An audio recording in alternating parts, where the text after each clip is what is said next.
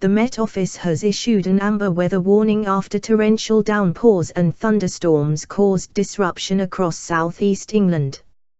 Fire crews in Kent and Sussex have been called to several houses struck by lightning during the storms. Flooding has forced play to be suspended at the Women's Ashes Test at the Spitfire Ground in Canterbury. The amber be prepared warning comes as a second cluster of thundery downpours is expected later. In Eastbourne, all flying displays at the Airbourne airshow have been cancelled for the day.